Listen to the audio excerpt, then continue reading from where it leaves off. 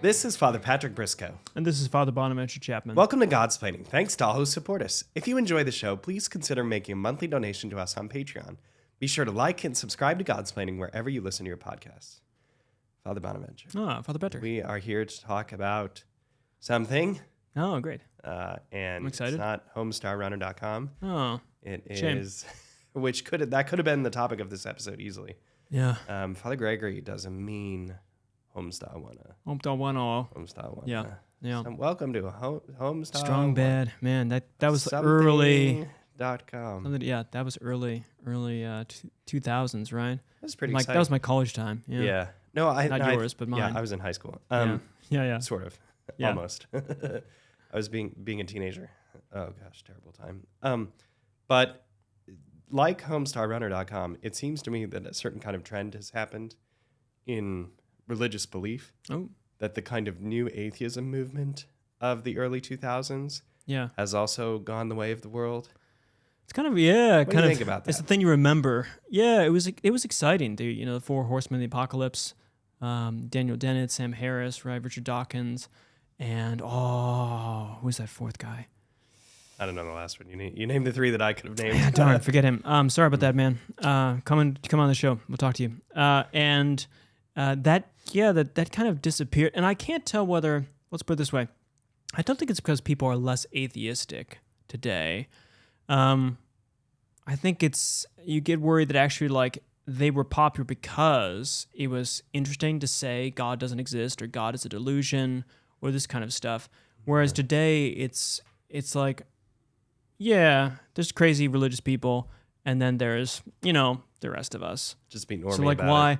Yeah, like you couldn't imagine that sort of thing happening over in France, you could say, I suspect. This kind of virulent attacking atheism, this kind of evangelical atheism, you could say.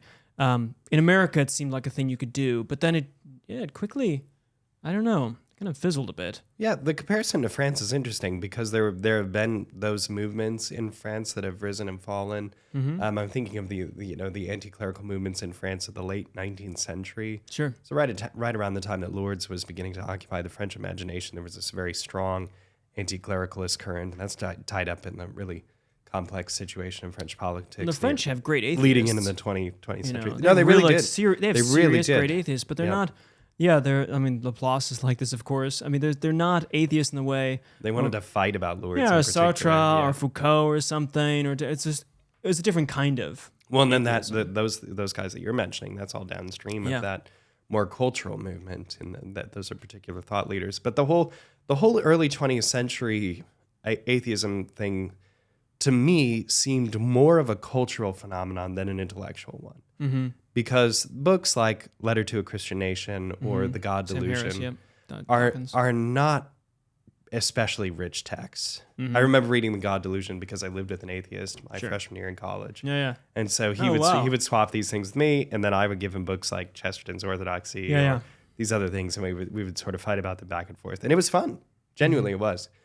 And because he was a philosophy major and we went to a very small school, we spent basically all of our time together. Yeah. Despite delightful. disagreeing on the fundamental principles of what life was for. So the reason I bring this up, because I think this movement is, it's important that it's kind of waxed culturally. I think that it's, waxed in that way culturally. Sam Harris he got this great quote. He says, "Atheism is nothing more than the noises reasonable people make when in the presence of religious dogma." Yeah, that's nice. Atheism is nothing more than the noises reasonable people make when in the presence of religious dogma. And I love that quote because it just captures how scornful that movement was. And I think today, non-believers are in a different spot where they're no longer, I like that term you used, where they're kind of evangelical atheists. Mm-hmm. That seems to have kind of fallen off the wayside. So it seems to me like we're kind of hitting something else, hitting a different movement. Mm-hmm. But of course, atheism can pop up in many people's lives. Yeah, I think that's right. Were you ever intrigued by it? I was thinking about this. I feel bad that I never was. It just never seemed. I remember when I was growing up, I read when I was 14 A Brief History of Time by Stephen Hawking. Of course, not more of agnostic than atheist at some point, but you'd read this thing about everything being determined, and and I was a physics major, it just never occurred to me. Like, I just thought, well, whatever we say about the physics, I guess we'll have to find a good doctrine of God or Christianity. So I remember reading that, I think it was his second one, Black Holes and Baby Universes, After a Brief History of Time. And he ends with it saying, of course, is everything determined? Yes. And I'm thinking to myself, cool, I guess everything's physically determined. Nice. Let me find a God that works with in Christianity. So I became a Calvinist. But it never, like, the option of, like, everything's determined, therefore it's just all materialistic stuff, it just never, ever seemed plausible to me. And I feel like I can put it this way, there seems to be a presupposition that if you're a sensible person, or like a rational person, or a smart person, that you at least have dealt, obviously, atheism is the default option. Right. And if you're a Christian believer, it's in spite of. We have these things like Francis Collins as the great geneticist and this sort of thing, and he's also an evangelical Christian, and this should be this big kind of thing.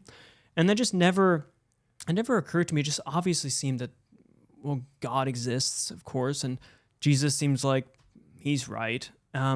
So whatever else we say about stuff, let's just do that. So I had like points where I was wondering about the scriptures and about inerrancy or something as a Protestant, but the idea that God didn't exist and this was all just for nothing, just kind of banging around cosmic, never occurred. There's this great line where in Dostoevsky's The Idiot, so he has this great experience where Father Bonaventure, reader, listener, viewer, this is Father Bonaventure's favorite Dostoevsky novel. Okay, go on. It is. It's a great novel because it's big enough that it gets the kind of Brothers K experience of the world and all the stuff going on, but it's not too big in the way the Brothers K is just kind of ever expansive. And the Brother K is better, but Idiot, I think, is the height of like tight but good.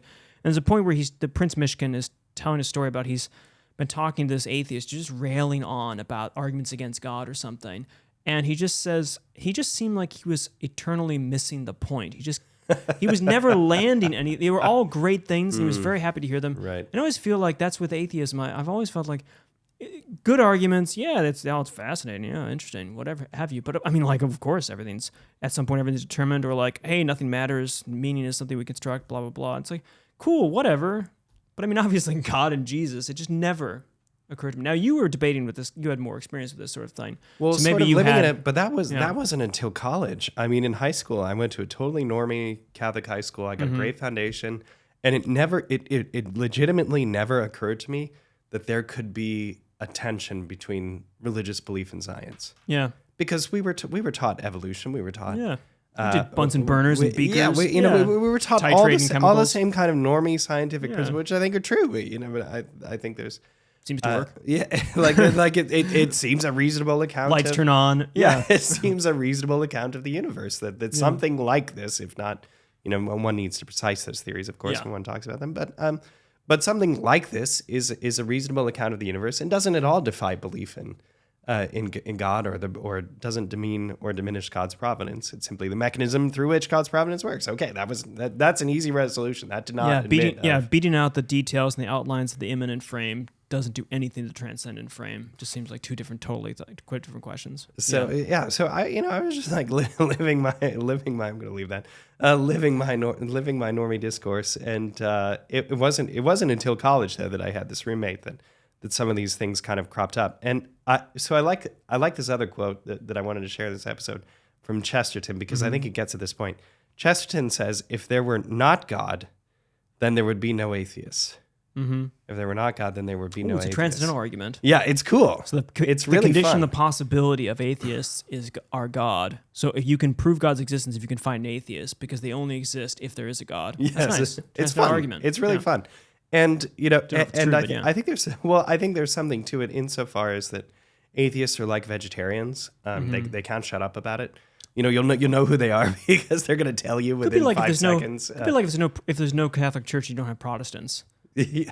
Right? Like, I like Protestants are kind of atheists. I like that too. Are universal. I like that too. Universal Protestants. It's interesting. Yeah. But I think there's something to it in the sense that there's a kind of clamor that has a sort of juvenile or revolutionary spirit about it. That's like the not to be too nasty, but sort of like the misfit teenager.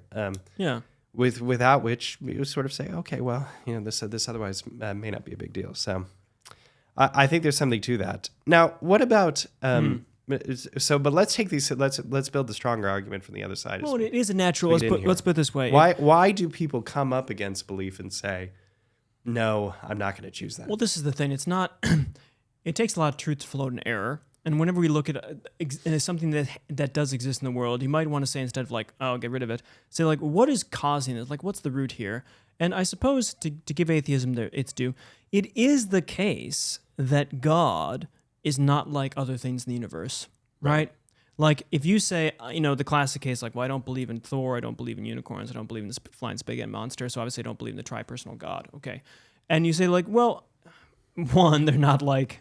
It's not like those things, and here's why. But two, they are like those things in the sense that I don't have physical contact with unicorns, flying spaghetti monsters, Thor, or the tripersonal God. Don't have physical contact. You could say I can't go and like look at him qua tripersonal God. Absolutely. Right? That's something. Okay. Yeah.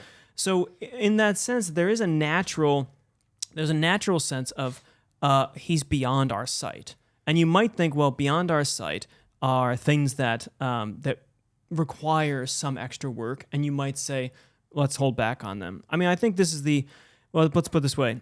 Thomas Aquinas in the Summa Theologiae, on his question about God, right, brings up, I think, the two, and we've batted around one of them already, the two major objections, and the reason why you might countenance some form of atheism, right? When he deals with the question 2, Article 3, does God exist, right? And he usually brings up 3 objections. He likes 3s, except for eternity of the world. For historical reasons, he brings up 10.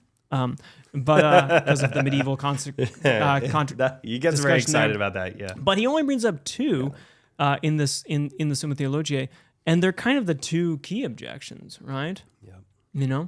The first one, of course, is the moral argument, which we haven't mentioned yet. Right. The fact that if God is all good and there's evil in the world, then he's either not powerful, right? This is the modern formulation, or he doesn't exist. Right. And evil seems more apparent to people than God. Right. Like I can see someone dying tragically or horribly. This is Ivan's argument. But I can't see God. Right. So that's the moral one, and then to piece out the other one before we get into them, I suppose, because I think these are the 2 main objections, is, well, we don't need him. It's Laplace, determinism, right? I don't have no need of this hypothesis, because Thomas says, principles of nature explain things. If I want to know why the bird does this, I ask, what is it to be a bird? I don't ask, what did God command the bird to do? Right. So if I have all of my natural... he would call natural explanation of things. Why do I need a supernatural explanation for them? Right? Yeah, so let's take those in turn. So the first one, the moral argument, because I think of the 2, I honestly think this is the most difficult. Oh, yeah? This is the most difficult. Oh, fantastic. I think. I have no qualms about this one. Really? Oh, different that's great. Okay, that's great, because we're both playing to 2 different sides. Yeah, I have no intuitions about this whatsoever. So I think this is a lot more difficult, and maybe it's because of the difference in our sense of justice or something. But I think the best formulation of this is in Brothers Karamazov, in the Parable of the Grand Inquisitor. And there Dostoevsky is asking the point about why innocent persons suffer. Yeah, and I think that's so difficult. Like, why are there starving children? Why are there natural disasters that cause horrendous things? This is the thing that Candide is all about when Voltaire gets in his spirit of things. Why is there mass destruction? Why is there? Because those things are different than war. Mm-hmm. War we can point to and we can say, okay, human beings do bad things, so war can be attributed to human beings, and that's not a mystery to me. But tectonic plates shifting, and causing the destruction of Lisbon, that's a problem. Or tsunamis, washing over. Great island nations in the Pacific. That's what spurred David Bentley Hart to write his beautiful thesis, Doors of the Sea, which I think has one of the best tirades, against atheists, Hart and Calvinists. Hart just goes off. He says, "You really think that no Christian has ever thought about any of this suffering?" Anyway, but he's a dualist, of course. It's tricky. He's got a Gnosticism bizarre thing there, but back when I used to take him seriously. But I do think that problem of the suffering of innocence is a very serious one that a lot of people grapple with. They do. A lot of people do grapple with that. And you say, okay, Therefore, for some people, obviously not my own resolution, but for some people, the easiest resolution is to conclude, okay, well, God must not exist. Yeah. Now, why isn't this a problem for you? No, bro. Yeah, I just said this argument has never had any purchase on me whatsoever. And I think probably because I'm cold-hearted. No, I mean, maybe accidentally, but because, I think we did an episode on this with Father Gregory. The physical evils, like the tectonic plate shifting stuff. I mean, that's like saying, how dare light appear? That's just what the sun does. Tectonic plates are just what an earth made in a particular place does. Why we're on those particular things, well, that's human choice. Or it's another example of, again, kind of, well, this is what animals do when they want to warm themselves. They go to these particular parts of the universe and particular parts of the planet, and they go blah, blah, blah. So, like, I think the physical evil ones, like, reduce down to the naturalistic explanation of principles of nature, right? Like, insofar as I'm blaming tectonic plates for, like, earthquakes at particular times, what I'm really doing is explaining blaming a natural phenomenon for being a natural phenomenon. So that does nothing for me. The suffering of individuals, like the moral suffering one, seems to be like, whoa, freedom, blah, blah, blah. But here's the thing. I'm going to run a transcendental argument on that, right? Transcendental arguments have this form. The possibility of X entails or means Y, right? And so in this case, just like you said before, the possibility of suffering, right, of evil, entails goodness. Because if there was no goodness with which to notice there was evil, there was no good to notice there was evil, then we wouldn't call it evil, it would just be something. Like, we're not going to protest random occurrences. You just get up on your high horse. This is why if you don't... So do we have to have hell to have heaven? Yeah, we have to have heaven to have hell. Right? It's the other way. The good is the transcendental condition of the evil. And so when someone's protesting like moral evils, I always want to say, like, well, sure. What's the other alternative? That nothing matters? It's not like the alternative is, well, there's a God and therefore there can't be a God because there's evil in the world. Well, if there's no God, then there's no goodness, there's no evil to be seen in the first place. It's just all a fact. And here's the deal. If you think that it's evil, that there's this suffering, now the explanations of it that's a different question, but the mere fact of what you take to be suffering or evil means that you also recognize there are things that are non-evil. And I think if anyone is sophisticated enough to think about goodness, the relation between goodness and evil, between light and darkness, you realize that one has a priority in semantic or conceptual realm, and goodness has this. We know something is bad because we know something being good and the lack thereof. We know something's broken because we know what it means to be fixed and be whole.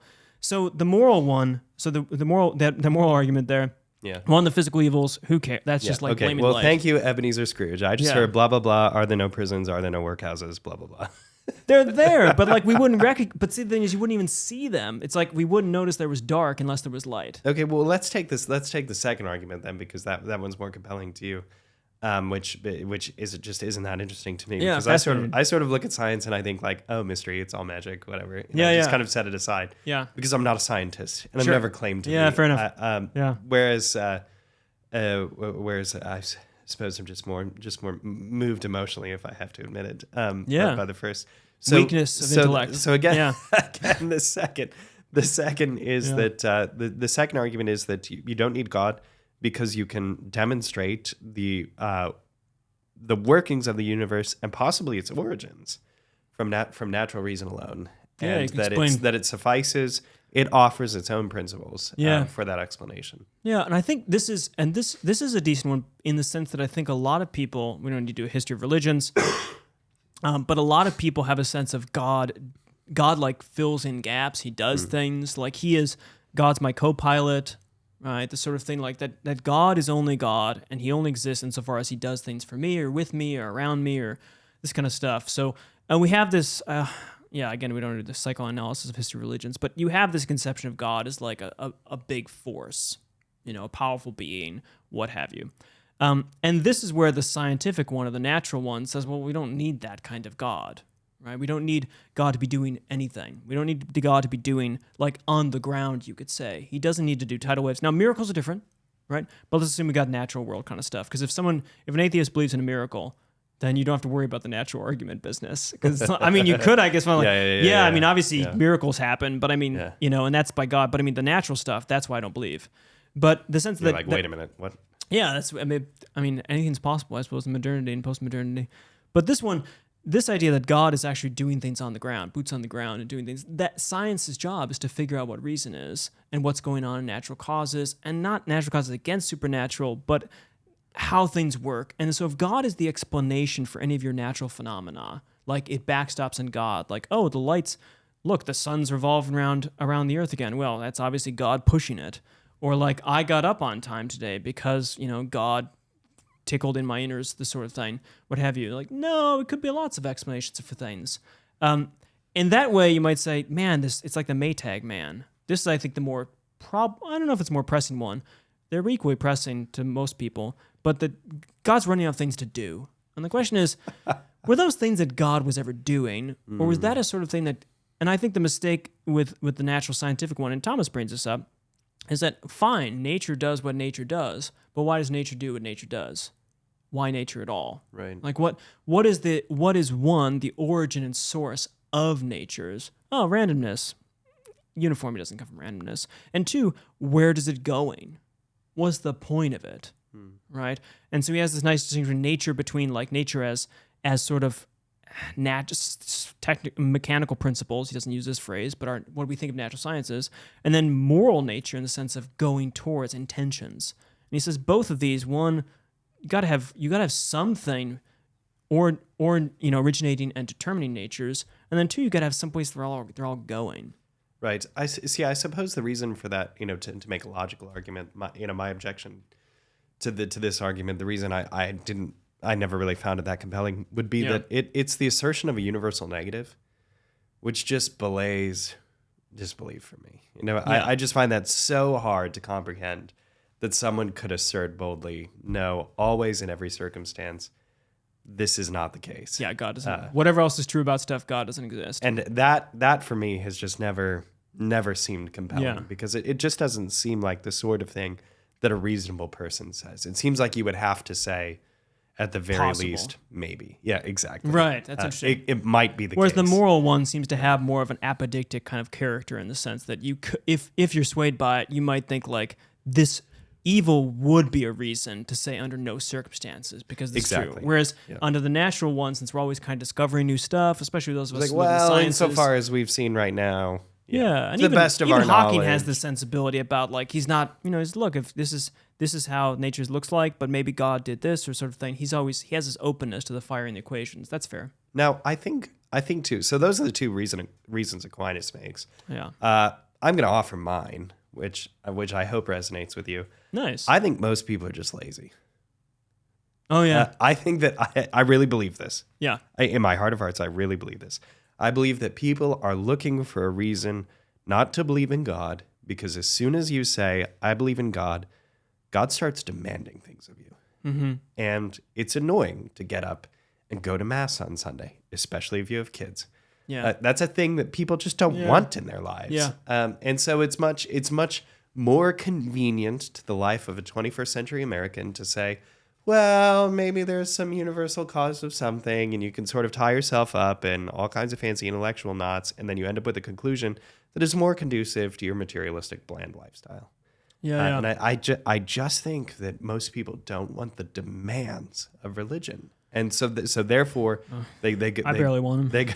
They go back all the way to they go all the way back to this beginning question, and they put God in the box, as it were, and triangulate against the question, so as to pursue a kind of freedom of life. Yeah, it's a sort of Sartrean moral argument for the non-existence of God because He will constrain me and He will make demands on me.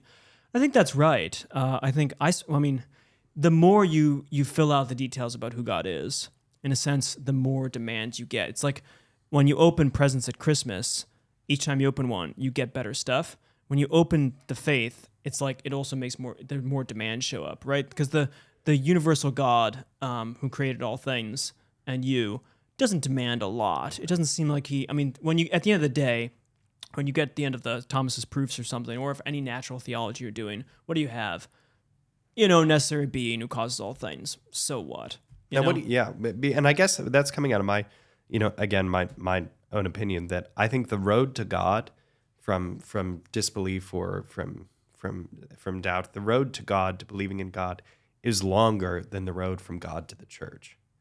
Mm-hmm. So that's why I think that's I think that's a corollary view, right? That people don't want the imposition of religion, they don't want the demands of it. But what do you think? Are Thomas's two arguments sufficient? Do you have a kind of third like this that you'd like to propose? No. To why people don't believe? Do you think that my description of I don't know. America is legitimate?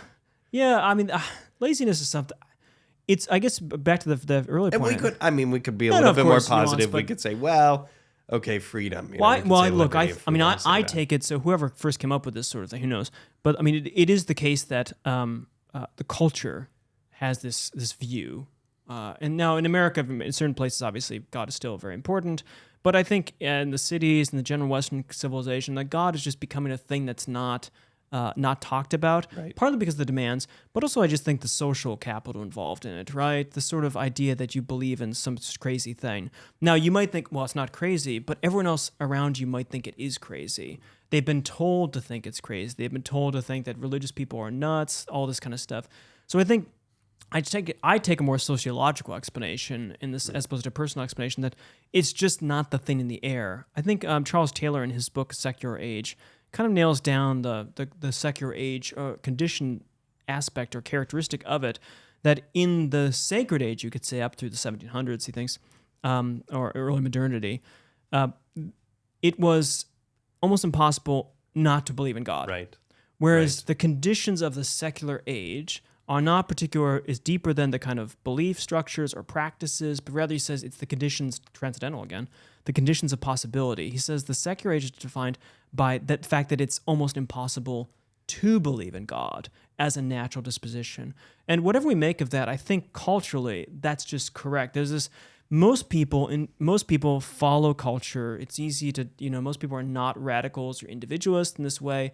Most of us just kind of follow with whatever's in the stream. And I tend to think that for whatever reason of arguments or science or what have you, the stream now is this kind of, maybe in America it's more agnosticism, but not taking religion really seriously. That's immature kind of stuff. So I think, and which obviously can involve the laziness and the kind of less and the lack of desire for demands, and that's helpful. It's nice, like it's a good thing that there's no God, because then I might have to do something. But I tend to think it's just the standard human thing of, we just kind of go along. Like, if you look at so many things I do or have. So with all of that in mind, Father Bonaventure, by way of conclusion, do you think it's worth taking atheists on an argument? And what does that look like for most people in their lives? I think, so evangelism is always necessary. This is just a call for us. This is one of the demands that God makes, because he wants souls. He will take souls, and he wants to get souls through us. And so insofar as you meet atheists, I think you'll have to dialogue with them. And I think it requires a sort of respect and nuance in a way. I think the important part is to realize that there are, it's not obvious that there's a God. Just for those of us, some of us do think that's pretty obvious. I do, I suppose. But, if you didn't grow up in a particular circumstance, and more people are not growing up in this, right, it's not obvious. And so to kind of meet them at, and this is why I think Thomas's the two main arguments are helpful of seeing, like, these are probably the back burners or somewhere in the back of what they might have. And you might have to articulate, this is this crazy part, right?